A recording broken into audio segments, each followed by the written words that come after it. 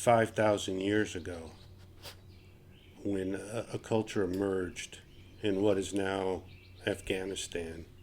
What made Bactria important was it was on the road that connected the Middle East, Europe, and Africa with China and India.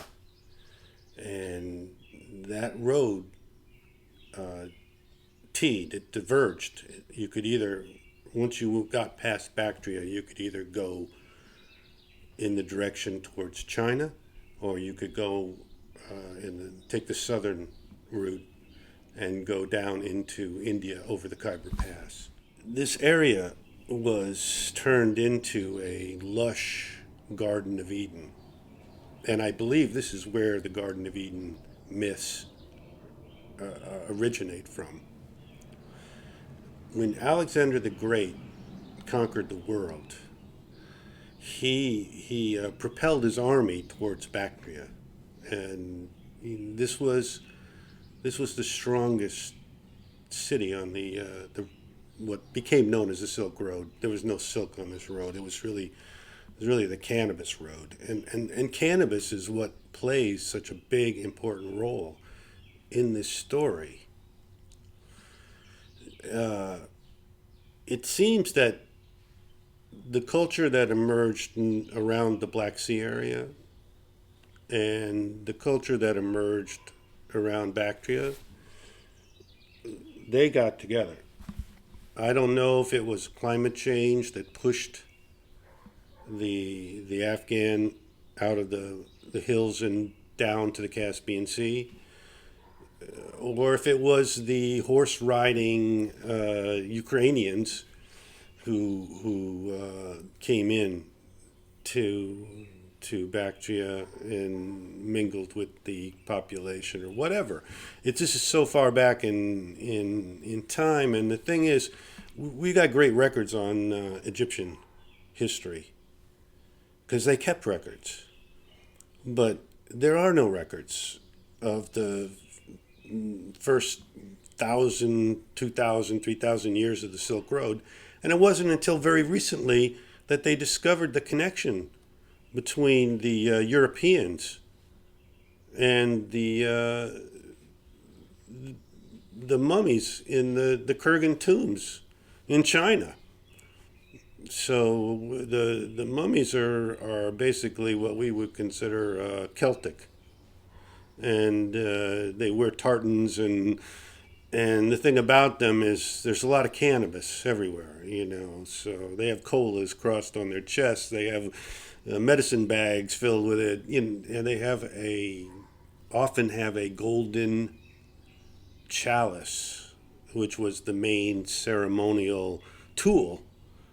And from this chalice, they would drink a mixture of milk and cannabis, what we call bang today. And this was no little thing. This was all up and down the Silk Road, all through India and China, all the way through up to into Europe. People were drinking this elixir, and this is the real origin of the Holy Grail, the Eucharist, and the Knights of the Round Table. The King Arthur really has his origins in this culture.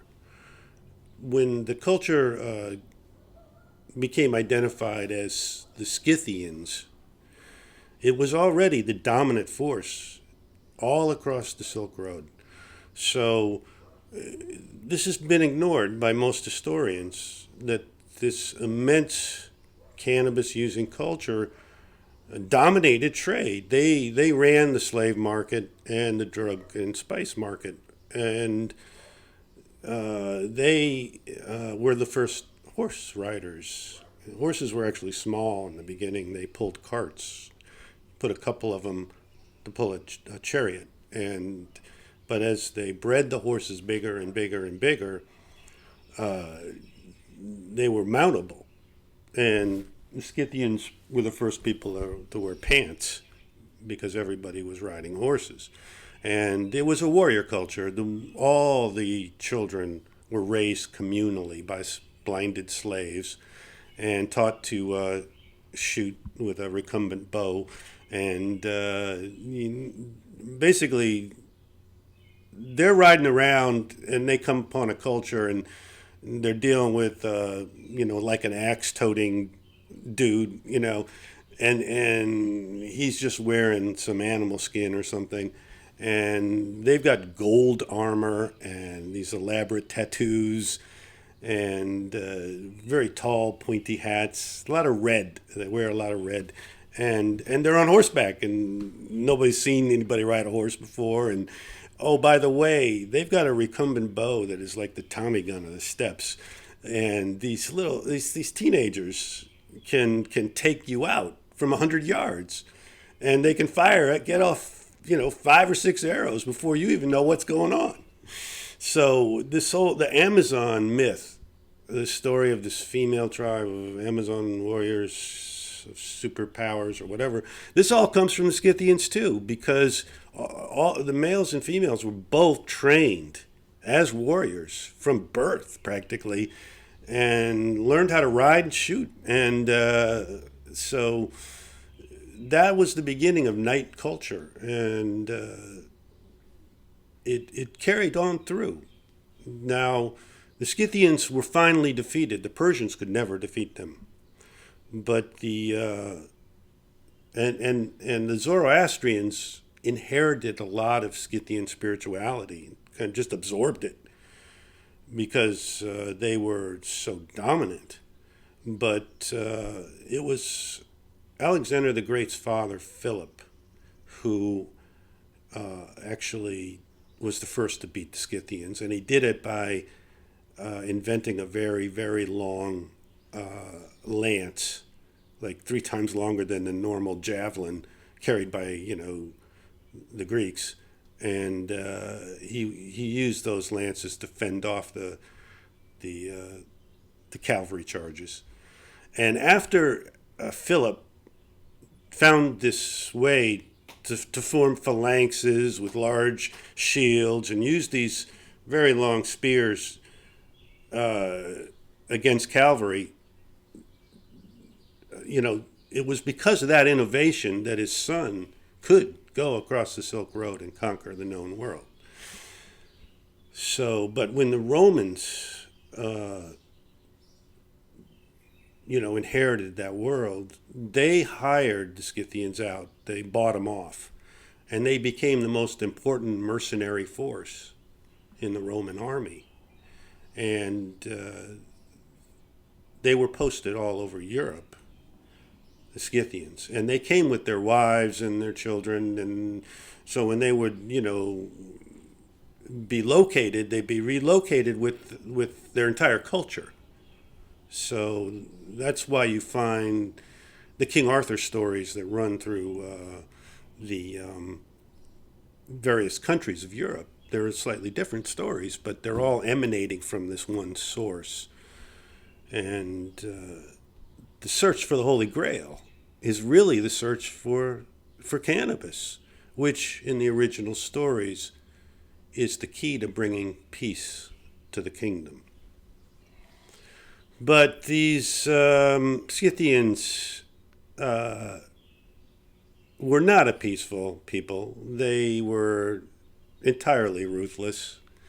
And it took a long time, millennia, for this idea of manners and karma and whatever got the ball rolling on the chivalry aspect of knighthood.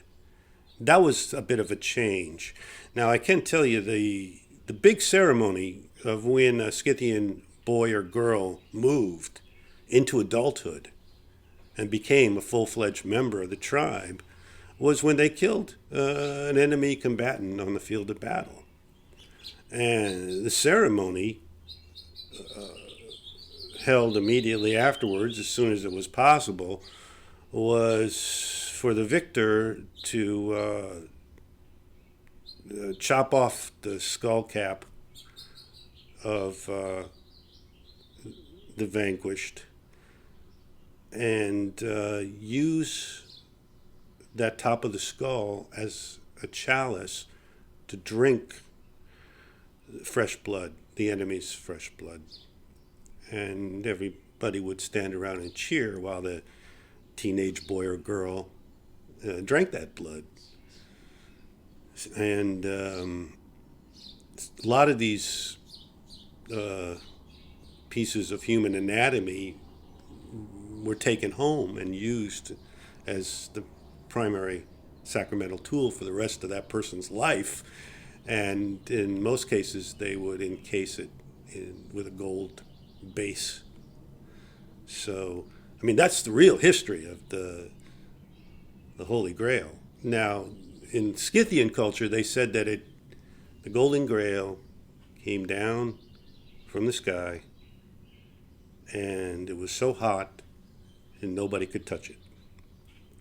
And one day, somebody did touch it, and then that person became the chief Inare, and his family became the Royal Scythians, and they had a whole system set up, caste system set up, and it was all based on this fabricated myth that these golden objects had come from the sky, and the most important of the golden objects was the Grail, and there was also I think a plow and a sword maybe, or a battle axe. So there's basically, you got your warrior culture, you got your priesthood and your super elite, and you got your farmers there on the bottom.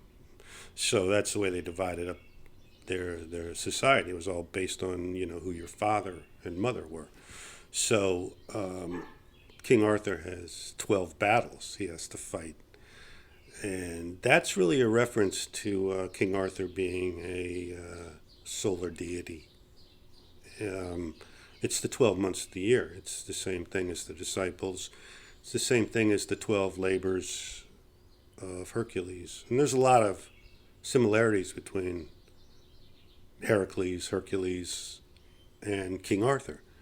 So, and you'll find a mythical character in the Black Sea area called Batraz, who's very closely related to King Arthur. A lot of the same elements. The magic sword is given by the Lady of the Lake, and then is thrown back into into the Black Sea afterwards. And so it's so easy to uncover this trail of how cannabis played such a big role in myth in the time when the religions were born, really. So, and the thing people don't understand about all these religions is almost all the avatars are complete myths. They never existed. They're magical stories. I don't care.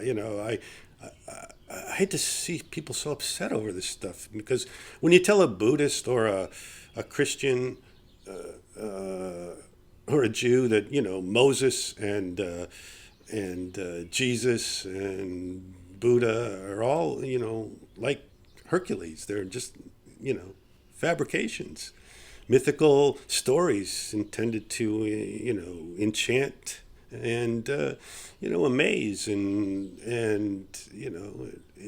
it still works today. The thing about religion is it's just it's magic, because it's a fabrication. It's not real unless you believe, and if you believe, then it's as real can be.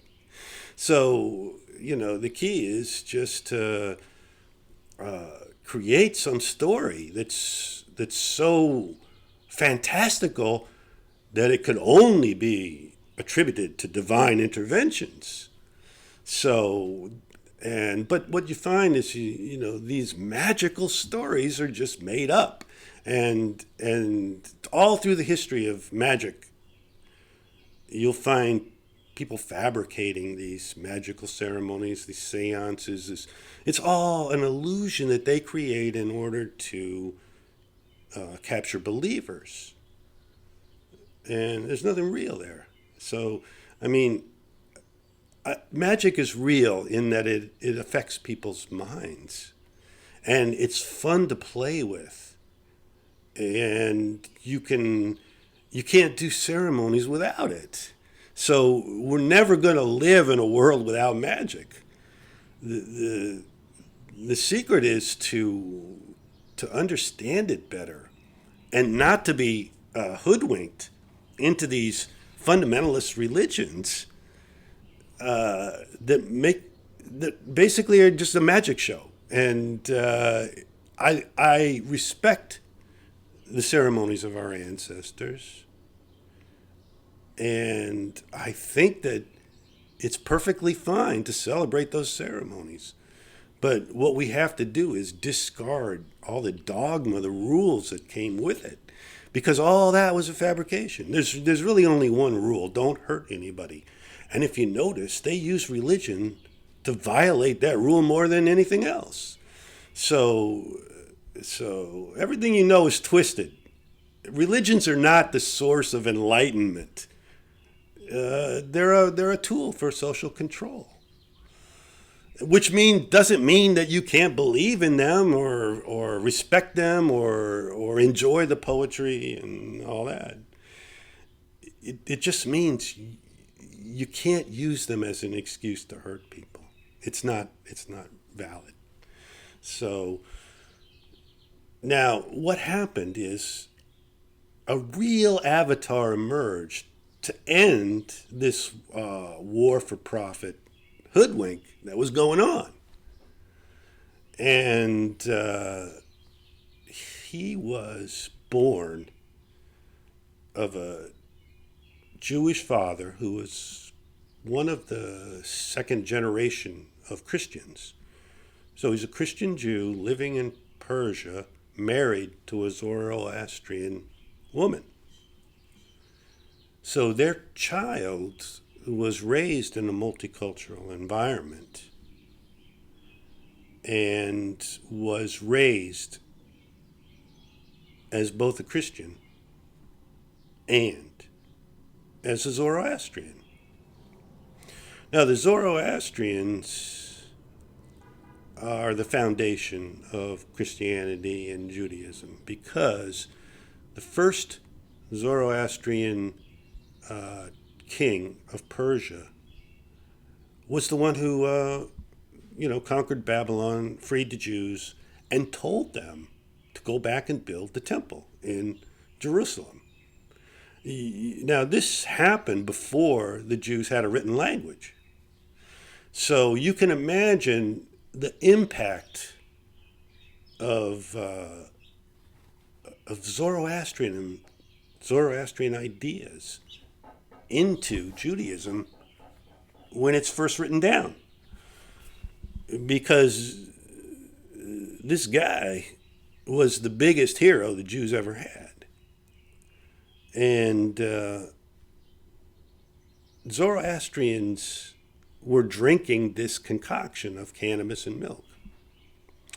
Now, Moses is an invented character based on Zoroaster.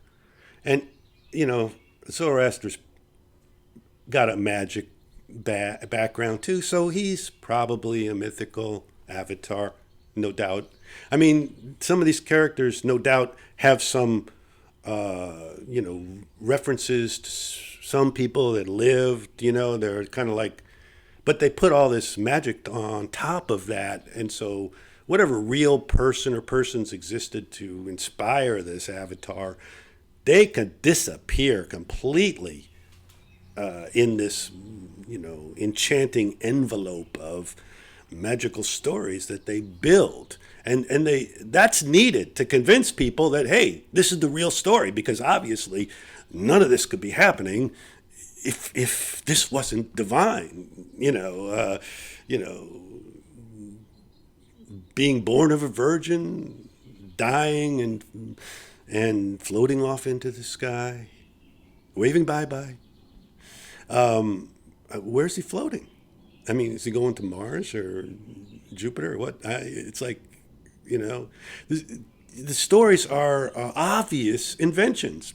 They bear no resemblance to real life. If it doesn't replicate every generation, it's probably a fabrication because the same dramas and traumas are what we've been going through for forever. Basically, the technologies change, but I think a lot of the underlying movies are pretty much the same. And what you discover right away is, if you study history, is that the ruthless people win. The good people that want to spread joy and happiness, those people are so easily crushed and played by ruthless people who will pretend, to be a nice person, and in the end will, steal your everything from you because that's what they want, whatever you got. So this boy, born of a Christian father and a Persian mother, was quite unusual, and as like a 12 or 13-year-old, he was taken to the Magi. The story in the Bible where the Magi come to attend the birth of Christ. That's an allegorical story. The Magi are the Zoroastrian priests. They're at the tippy top of the Zoroastrian magic show. So that allegory is just meant to show you that Christianity was born out of Zoroastrianism. But when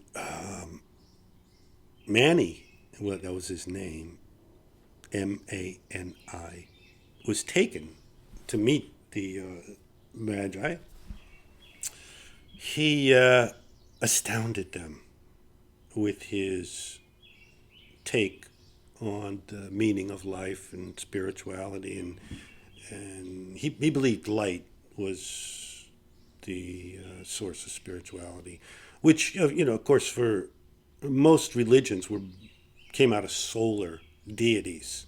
So obviously the light of the sun, is driving everybody's idea of what divine force is.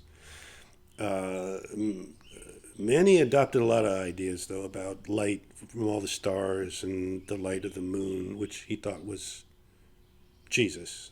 Jesus was the light of the moon for Manny. But what Manny was really doing was preaching nonviolence and just trying to find a holy life. He was pretty fanatical about it too, because he didn't eat meat. But he told people, hey, as long as you don't kill it, it's okay to eat it. If you didn't do the killing, don't let it go to waste. But don't kill anything. And he would just take anything that was freely given, like a fruit fell from a tree or a nut fell from a tree, or but he wouldn't dig up roots, and he wouldn't harm plants. and he was a great artist, first of all. I think that's one thing to understand about the real avatars of the world, is that they're the creative geniuses, like Bob Marley. That's where real Holy Spirit is working. It's not some guy who inherited $1 billion network of churches and wears a big hat, and it's not that person. And these avatars are also not old people. They emerge as teenagers. A lot of them will do their best work as teenagers, like the people that invented hip-hop or Rimbaud. If you go through and you look at, there's a certain time in your life right before you enter manhood when you have the best shot at creating something really new. And the more indoctrinated you get into your society as you get older, the less chance you have of breaking ground. So Manny broke ground and became like an inspirational figure. You know, he was making paintings. He's a very famous painter. He was writing poetry and songs, and everybody just wanted to hang out with Manny. And then he wrote his own Bible, like 23 chapters, and it's all in a unique style of calligraphy, which Manny has invented. And oh my gosh, the Manny fanatics are everywhere now. They're popping up. They're building their churches. They're copying Manny's Bible. Hey, this is the biggest thing in the world right now, okay? And oh man, wouldn't you know it? Now, Rome is stitched together, held together through the force of its mercenary army. And its mercenary army is converting to Manny's religion in astounding numbers. They're forsaking the official Roman religion because they like what Manny's saying.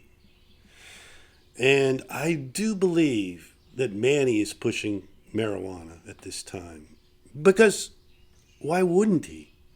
And what you notice is they destroyed and disappeared everything, all his churches, every copy of the Bible, every painting. It's astounding how the guy was erased from history. And here he was, the real Avatar.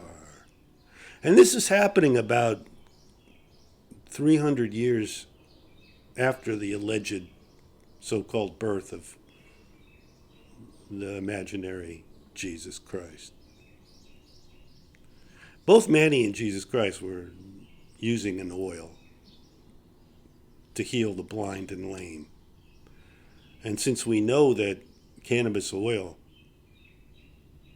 can stave off glaucoma and multiple sclerosis, I'd say there's a good shot that Manny's oil, which was also known as the oil of Abraham or Abralim by all the occultics.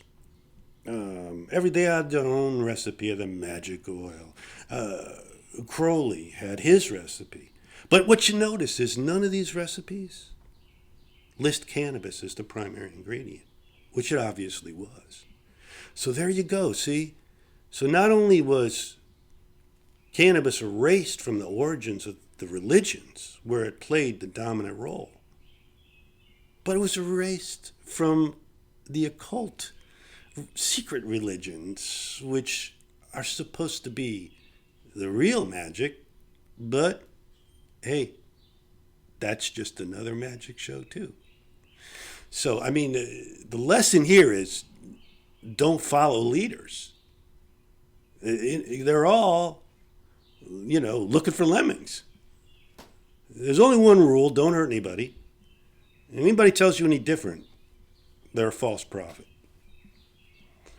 So Manny got erased, and marijuana got erased. And this happened at the same time that Constantine, the Emperor of Rome, decided to switch Rome from a pagan culture to a Christian culture.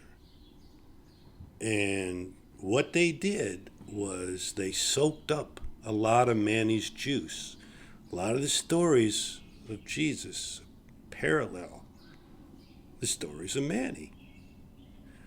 But they supposedly happened 200 years earlier.